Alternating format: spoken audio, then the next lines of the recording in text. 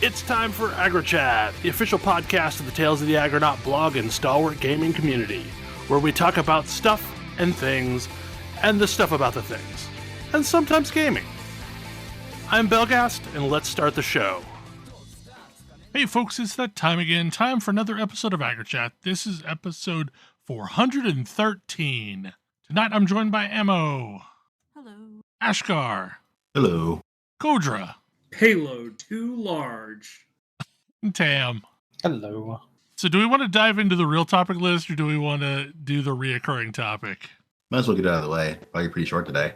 Yeah, so I guess the very, very, very, very latest thing is Elon put it to a vote of the people and bots and God knows who else is doing a Twitter poll. And as of a few minutes ago, Trump's account is activated again. We'll see if Trump actually uses it. Yeah, I don't know. He bought himself an entire social network. Yeah. I guess it was Thursday night was the end of the deadline and the ultimatum of either, succumb to super hardcore mode or leave the company with, 3 months severance pay.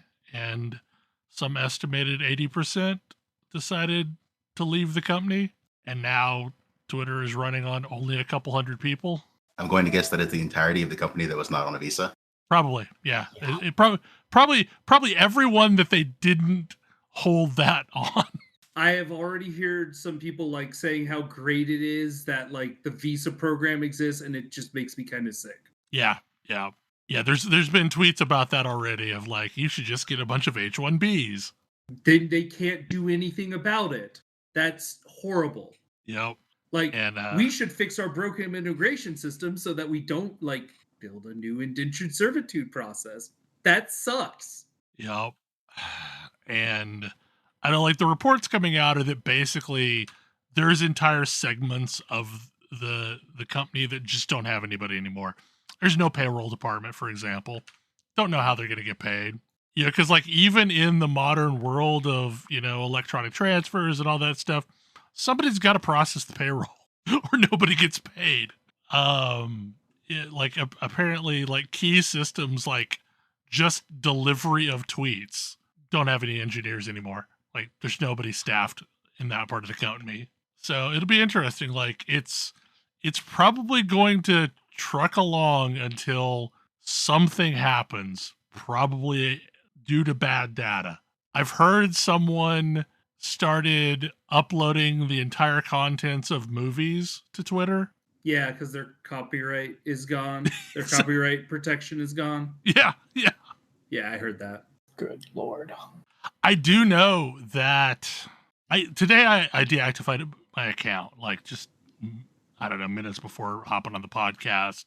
But prior to that, I had gotten this deluge of bot follows over the last several days. Just so many damned bots. So yeah, it may not be dead yet, but I don't think it's a service worth using anymore. So here's hoping next week we don't have anything wild to report on that either. I am on the Mastodon. Yeah. I will probably at some point deactivate the podcast's Twitter account. I don't know. I assume maybe. I don't know. I'm still frustrated. Because I don't feel like Mastodon has the social connective tissue that I look for in Twitter yet. I'm mourning what I lost, and there's a bunch that I just don't know how I'm gonna get it anymore, and that really sucks. But that's where we're at. We didn't do this. Yeah. It's going to continue to be an interesting time. So other news of the week is a new mainline Pokemon game came out. It did. Scarlet and Violet released on Friday. And this is somewhere in between. Mm-hmm. This is somewhere in between Black, White, and Arceus. It's the next mainline Pokemon game, so it's not very much like Arceus, but it's designed in a structure not typical of Pokemon games. They basically designed a big, giant open map, and then rather quickly give you a vehicle of sorts who is also maybe a Pokemon to ride around this map. Is this your legendary? This is your box legendary, yes. You can ride it around well before you can use it in battle, which I suspect I know exactly when I'm going to be able to do that based on story progress, but it's a long ways off. But basically, you get this map, and then you get 3 lists of objectives, one of which is go beat all the gyms and become the champion. But there are 2 more at the same time. One is go deal with the evil team, and another one is find these 5 legendary creature things. They are not actually legendaries, at least don't seem to be. This game doesn't have level scaling, so it's sort of, there is an order they intended, clearly, but they don't tell you what that order is. Oh no. So you can wander kind of off the beaten path a lot. Sort of like, if you remember the wild area in Sword and Shield. Yeah, does you it could then just sort of stumble into areas you weren't supposed to be in. You can totally do that. punch your face in afterwards?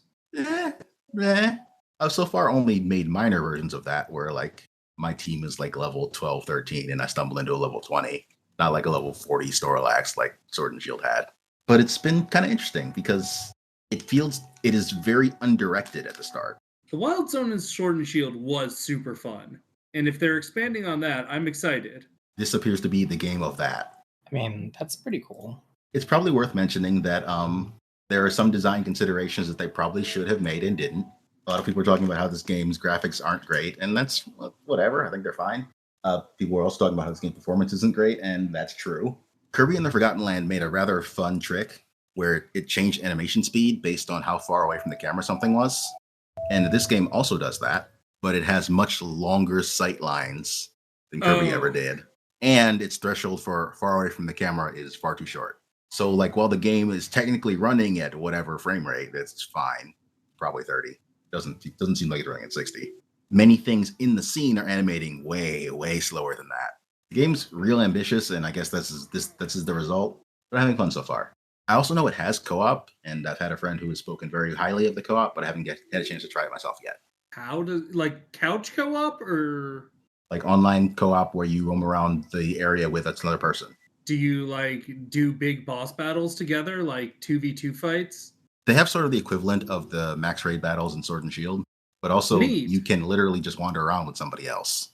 Better than Elden Ring. Ouch. That game has a co-op mod, by the way. I keep meaning to try it now that exists. But yeah, I'm sort of just getting started. I've sort of peeked into the very start of all 3 of the objectives lists I've gotten. And yeah, I'm enjoying it. That is super cool. I might need to pick that one up. Yeah, same. I'm wondering if the performance thing is a new Switch versus old Switch, because like I've heard some people are having issues with it and others are not. I haven't had any issues other than things animating slowly. So I don't know. So during the show last week, Ash and Kodra were up to shenanigans. I mean, we still are. We're still up to shenanigans. So is this what you've mostly been playing this week? Yeah, for me, yes. Hollow Knight is an old game, but there's a bunch of new features for the in the modding community since I last checked. So there's still the randomizer, but the randomizer is very expansive now. Like to the point where they're randomizing basically everything, but they're also putting in logic for can you get from like one zone transition to another, and what is the minimum set of equipment or skills that you claim to have that you need to do this. This has always sort of been a thing, except it got expanded when the item randomizer and room randomizer got combined into one mod. The room randomizer terrifies me, and I have not poked into it. I mean, Previously, I think that I would be perfectly fine with the room randomizer. it's possible, like, yeah, because the problem then is I don't think the map that they give you just works at all. But they've also included item sync, which is allowing you to play multiplayer co-op Hollow Knight. So right now, if I pick up an item, Ash gets that item and it gets removed from his copy of the world. And if Ash picks up an item, I get that item. So That's now we're actually very cool. So yeah, now we're just sort of like going around this world in like different areas and trying to clear stuff out. Like, I can sort of infer by the items Ash is picking up lately that he's in upper green path, getting ready to do something kind of nightmarish, which is fight Hornet with only down slash. Haha, you Good think I'm luck. doing that? No, Good luck. I'm not doing that. Why not? I fought Mars Charger with only down slash. Ugh. And so, yeah, like this is the level of randomization. We have randomized like the directional slashes out of the game. So right now, the only direction we can swing our nail is down. We need to find an item to give us right, left, and up slash. Well, But again, the difficulty options are very immense in this game, and so you can tune it up and down to like what specific settings you want in your randomization, which is very fun. We've done a lot of co-op randomizer with item sync. We've also done some competitive randomizer with bingo, where there's like a board of 25 different objectives, and whoever gets there first gets the objective, and the goal is to be the first to 13, which we played for like 4 hours and managed to get to a score of 9-9 each, and then we decided to call it. But it was a fun race. But yeah, if you're interested in co-op randomizer, like I don't think there's a limit on how many people can play in a room. So yeah, we've been playing this a lot. It also starts you in a random location, which does lead to some fun, like, how can I get back to the early game? The other option we're playing with a lot is the cursed option, longer progression chains, which basically just means that the game tries to hide the items that unlock areas further off and create longer chains so that it's harder for you to progress until you find more items. that seems like it would be good for preventing like, whoops, I found the thing and now I just win. Yeah, there's a lot of that in the base randomizer where it's like, oh, the first thing I get is Mantis Claws. I guess I can go everywhere. With this game, you definitely feel like you're trying to figure out what exactly can I do with this move set. A lot more. Like right now, I have Crystal Dash, and I'm really trying to figure out what all can I do with this Crystal Dash. Usually, you don't get Crystal Dash until you have a lot more useful items. And so it's only meant for specific areas, but it being your only movement item does mean that you're doing a lot more work to figure out exactly how much you can use it.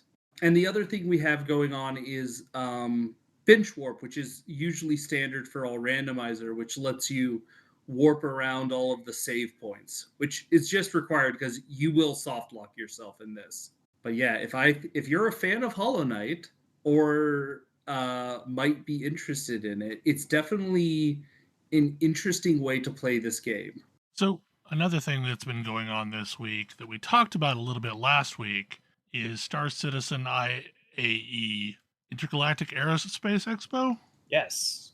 It's so this is the like big yearly free fly, try every ship in the game, like Star Citizen extravaganza. It's always interesting because there's always something going on. It's usually when the most new things are either released or talked about. And this time around, so I think I mentioned earlier that Star Citizen basically took the latter 2/3 of this year off from releasing patches. They were just like straight up with the community, like, look, we've got big things that we're building. We're not going to release very much in the way of content patches. We're going to have one new content patch, which is a bunch of new mission types, and then we're probably not going to release anything else until the end of the year. And so there's been a lot of like, when are we going to see any of that? What's going on? And we basically started seeing it with IAE this year. It kicked off on Friday. Yeah, it kicked off yesterday. So, and it's really interesting. They really, really like their in-world theming. So the way it's set up is one of the cities in the game has an expo hall, and the expo hall gets updated every day with one of the manufacturers in the game basically displaying their ships like you would a car show, or like an air show. And you can walk around this expo hall in game and rent any of those ships for free and fly them around to your heart's content, for the like duration of the rental, which is like 48 hours or something, which is really neat. Like, it's neat to be able to just try ships that I would never buy. It's also neat to just see how much bigger this gets every year. Once upon a time, there would be like, I don't know, 25, 30 ships on display, and now there's like 120 plus. And so more and more sections of this expo hall are opening up. And so it's just bigger and bigger and bigger. I think it's part of the other reason I really love it is when you're flying a spaceship around, it's really, really easy to lose a sense of scale. But when you're walking around an expo hall where the ship is, you can see just how crazy huge some of these ships are. And every ship that you see in the expo hall is something that you can fly in game. I think it's really, really neat to be able to see the thing that the Star Citizen does a lot of things that are pretty unique in games, and one of the really big ones is this seamless transition from walking around on the ground to walking around in your ship and flying your ship around. And it gets a lot of flack for that being broken a lot of the time, but also that it works at all is incredible. Like, there is no other game that does this. Even like Elite Dangerous added ground gameplay, and their approach to ground gameplay was you can press a button and it teleports you into your ship. You don't like walk into a door physically. It's just a completely you can't like get up and walk around the interior of your ship. There's none of that. Which, it's part of the like unique craziness of Star Citizen. And it's really, really cool just seeing what they do with it. But mostly, and this is where this IAE gets really exciting, mostly it's just inconvenient. Like, yes, you can do all of these cool things, and it's cool to walk around and do it, but is it adding to gameplay in a meaningful way? Not really yet. They recently announced that they've had a bunch of different ships in the pipe and different things, and they're actually halting production on a few of them, especially like the really, really big ships, because they want to focus more on gameplay. And I thought you were going to say ships people might actually use. Also that, but the patch that they are in addition to the IAE patch, which is the big expo hall everything patch, the other thing that they released is their new test patch out to their kind of internal testers, which of course leaked immediately because it's the first test of their new renderer. And the new renderer has been the reason that performance in the game is bad, especially if you're not on just a screaming hot machine. And there's a lot of leaks coming out that are basically saying, I'm getting 80 to 100 frames per second in this game now. I don't even have a top of the line computer. That will be good. I will maybe have to try it again. Like, huge performance boosts in this patch. And then there's a bunch of gameplay stuff happening. There's this thing that they've been working on that's, I think it's persistent entity streaming. I've only seen it abbreviated PES most of the time, and I forget what the exact acronym is, but I'm pretty sure it's persistent entity streaming. And it's basically the game being able to be better at saving state for where things are. Currently, if you walk too far away from your spaceship, it will despawn, which is a problem. There's a variety of other things that are just, if you leave items around, they don't stick around. It's really easy to lose your stuff because it's hard to find your body. Cargo is sort of an abstraction. And so what this is doing is basically making a lot of this stuff save state. And one of the big things that we didn't realize was coming with this is this concept of soft ship death, where a majority of the time, if your ship's HP, like a core component of your ship's HP goes to 0, in the current game, your ship explodes and you die. Now what happens is your ship is disabled until it's either repaired or whatever. But it's basically unlocking the ability for your ship to crash land. Possibly you repair your ship.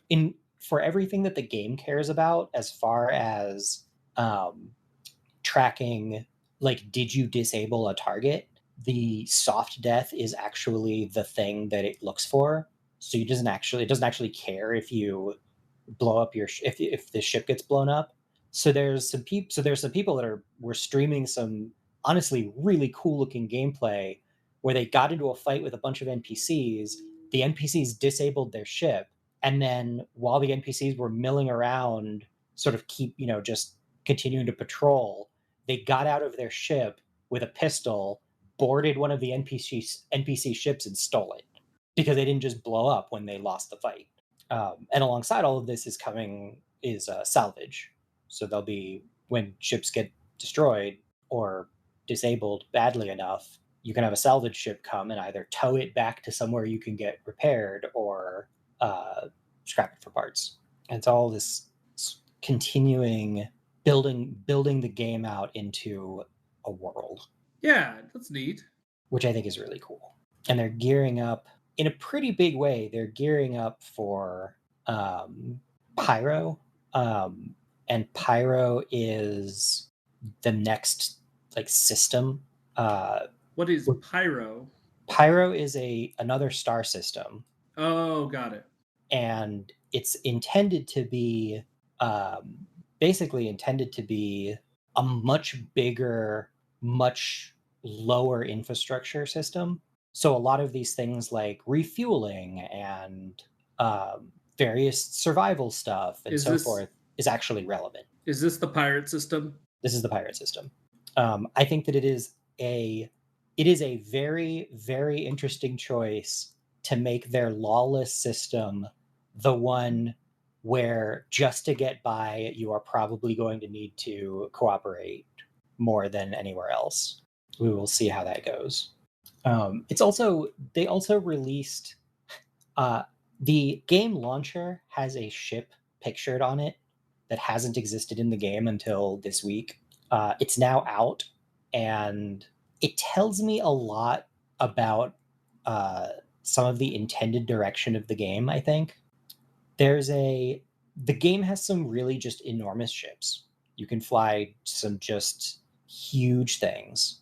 And it's got little small one-person ships. But I mostly think that the sweet spot for almost any MMO is the 2 to 5 person experience. And I've been interested to see what they do with it, because the idea of trying to get 40 of my closest friends to all crew a starship sounds like a thing that is just not going to happen ever. We can't even get 40 people playing the same game. Right. And there are ships in that you can fly this by yourself, and it's also pretty good with other people, and they're really powerful compared to other ships, both larger and smaller. And one of the other things that they've been showing off that they're working on is, they call it resource management, but it's basically engineering gameplay. One of the things that the persistent entity streaming is doing is allowing, they already have locational damage, and now they can track locational damage to components and parts of the hull. So some of the things they were showing were hey, you've got an engineer who, when your ship gets hit and punctured through the shields, is going in and putting out a fire on the ship and repairing it. Kind of like a very fancy version of Warframe's, multiplayer starship stuff. And also reallocating power and managing shields and so forth to hopefully make these multi-crew ships better than just having however many people fly their own ships, which has not yet been a thing, but it's going to be really, really interesting to see. There's a lot that they're working on right now, and I think that it's nice to see, especially for a game like this, it's nice to see kind of more transparency in what's coming and what to expect. I think they still have some pretty big unanswered questions, but they also seem to be aware of that, and I think that's good. But yeah, it's also a lot more stable than I was expecting. The other thing that IAE is every year is a massive stress test, and I've always been the last few years when I've hopped into it and checked it out, I've always been a little skeptical about whether or not that's an actually good experience for new players to have a free fly where you're promised you can try out all the ships and then have the game be just unbelievably unstable. But it's actually been fine for the most part. It's good to hear. Like, the one thing that sounds interesting about this is holidays in games don't usually end up being much of a large spectacle that draws people together. And it sounds like something like this expo might do that. The expo is honestly surprisingly if I describe the expo, it's like, hey, we put a bunch of ships on display. You can walk around and look at them. And that sounds so boring, but it's actually surprisingly fun. See, like, I picture it like being something along the lines of a World's Fair. Yes. This year, so last year was every IAE has a theme to it and a sponsor. And last year it was one of the military sponsors. Like, one of the military manufacturers was the fictional sponsor of the show, and they were leaning very hard into, look at the cutting edge technology on display at these wonderful ships from everybody. Isn't this so great? And the manufacturer for this year sponsoring it is Drake Interplanetary, who are totally not the pirate manufacturer. And rather than the like cool, gray and silver and blue of last year, it's like bright red and black.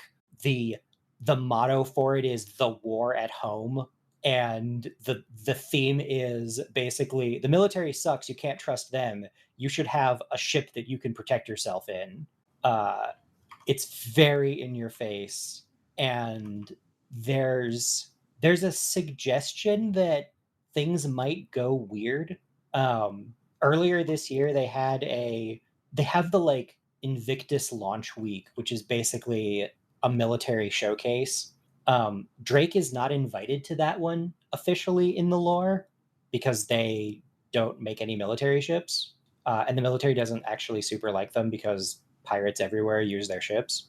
And so they do like a counter, like a protest convention nearby, and they had like a bunch of Drake ships just not blown up, but like bits and pieces of them leading you to this other con that was all, it was like, if you've ever seen video from like DEF CON, it was very very reminiscent of the same thing, very like industrial and loud music, and their in-game holiday stuff is just incredibly on point.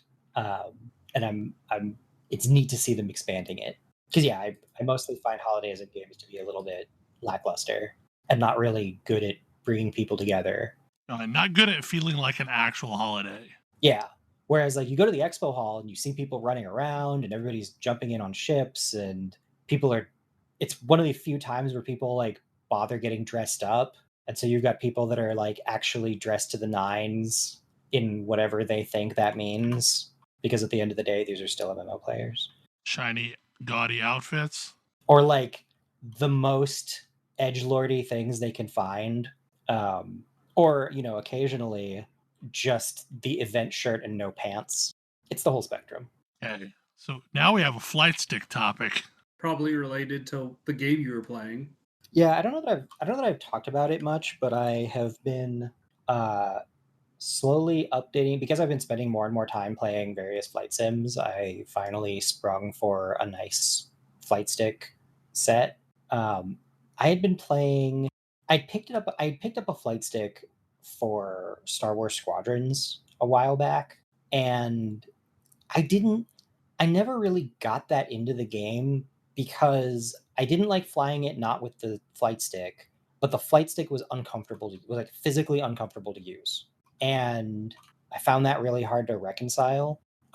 Turns out that if you want a good flight stick experience, you need to do a little bit more than I did, and you kind of need a mount for them because if they're sitting on your desk, they're too high up and it's going to wreck your shoulder, which was a mistake that I made thinking, oh, just like a mouse or keyboard, I'm going to stick it on the desk. That's how it works.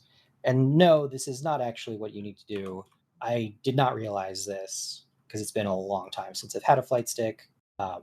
And once I shelled out for a couple of desk mounts, it's been pretty great actually. I'm playing it in both Star Citizen and Microsoft Flight Simulator and Star Wars Squadrons. One of these days, I'm going to get into DCS, but I haven't quite done that yet. What is DCS? DCS. DCS stands for something combat simulator. It's basically what if Microsoft Flight Simulator, but exclusively fighter jets and other similar like combat aircraft. So kind of like all of the Jane's Longbow type games that existed once upon a time. Yeah, but much more on the simulator angle. I think it was called Longbow. I don't remember. It was sponsored by Jane's. Yeah, I remember the ones you're talking about. And honestly, I love flying. I love flying with a flight stick in a game.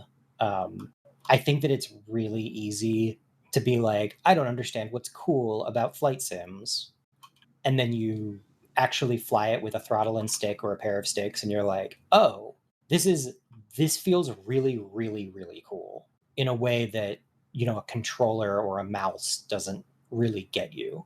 Because there's just stuff that I can do, not just maneuvers I can pull, but the immersive feeling of I'm using flight sticks to move a thing around is really neat. And it's one of those things where there's so much standardized controller input that I think it's easy to forget that there's other ways to control things that are also intuitive, unlike, I don't know, VR controllers or whatever. What does annoy me is that your options for a flight stick are awkward at best. You can like the price points are kind of all over the place, and that makes it really hard to figure out like how do you actually get into a flight stick, because you basically could spend like $100 or $300 or like $1,000. Like And is it very hard to know what the value of the difference is? Yes. I have basically I'm at the $300 level, which is, for me, that's two sticks, two pretty good quality sticks, two mounts, and an adapter for one of the sticks to make it double as a potential throttle. Because you can get a really cheap quality stick for like $100. You get the throttle and the stick, and then they have a tendency to break, and they don't feel great. But the jump up to something actually nicer and more functional is a big cost, which is, I don't know, to me something of a problem for such a niche piece of hardware. Seems like it.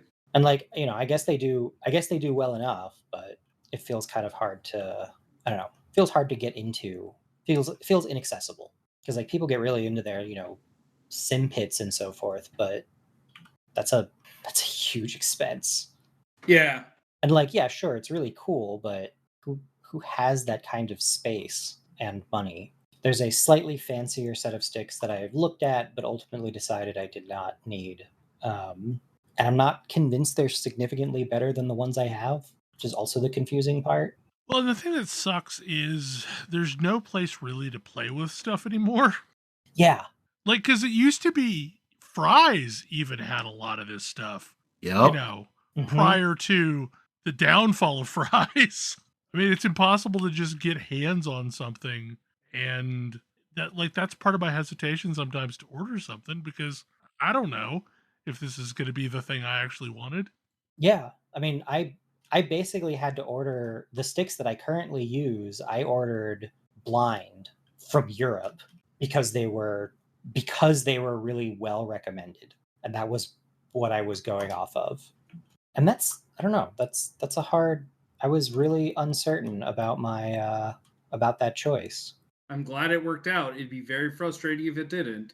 Yeah, absolutely. And like, I don't know, it would have been, it's like, okay, I've got to buy this thing from a company in Europe, hope that works. But also they just feel good to use. I mean, that's great.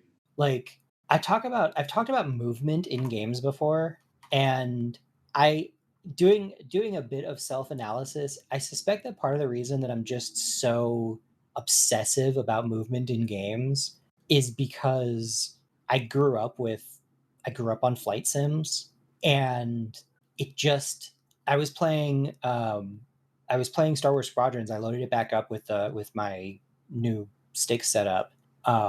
And just flying around blasting ties feels so fun.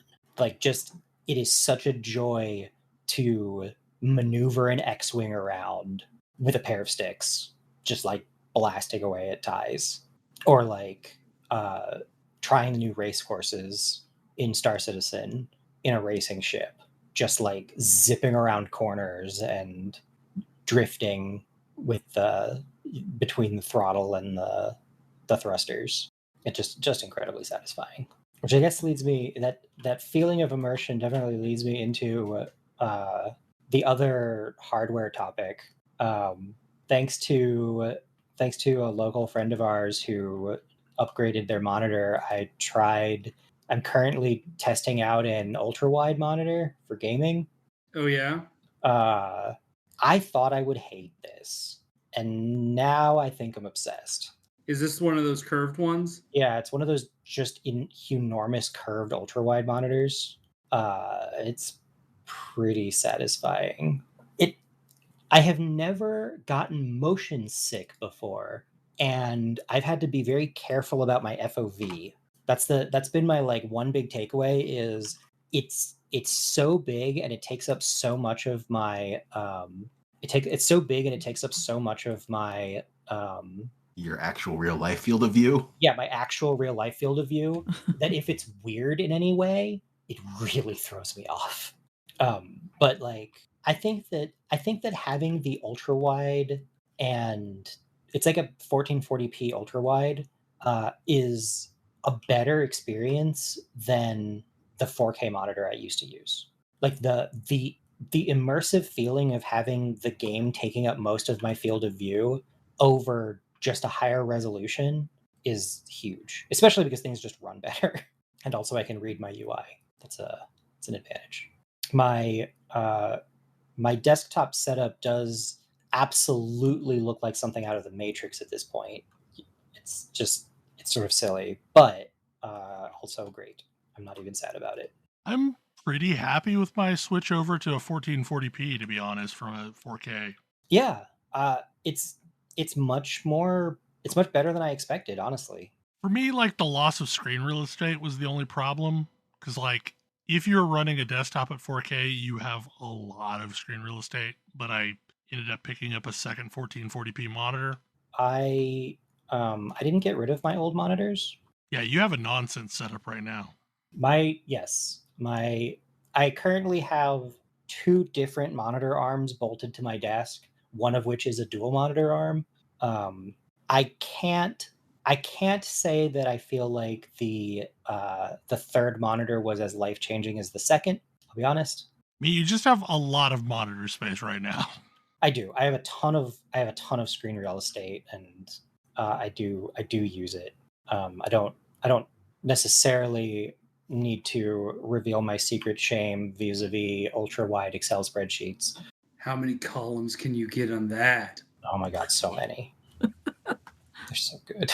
But I don't know, it's been so long since I've done anything hardware, like actually changing the hardware configuration of my computer, that it's definitely weird adjusting it. Because I've been using the same 2 monitors for a long time now.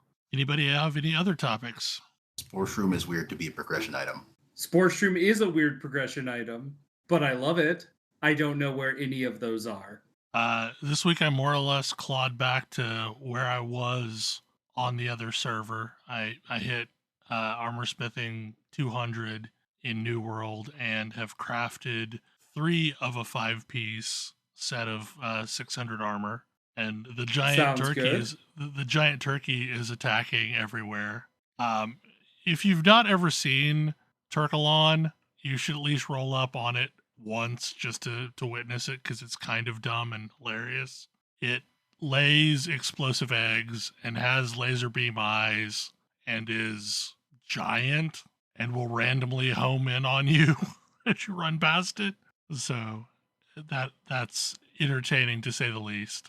Well, if there's nothing else, this is a pretty short episode. It's a quiet week. Hopefully you enjoy the show, and hopefully you have a good Thanksgiving this upcoming week. And if you were not in America and or are Canadian, hopefully you had one last month. What was that, Kodra? I was about to say, not sure we'll have a show next week. We'll see. Yeah, we'll have to play that by ear. But everybody might be busy that weekend. Anyway, hopefully you enjoy the show, and we will see you potentially in 2 weeks. We'll see. Good Depends if night. we all have a lot of things to talk about. Yep. Good night. Good night. Good night. See you.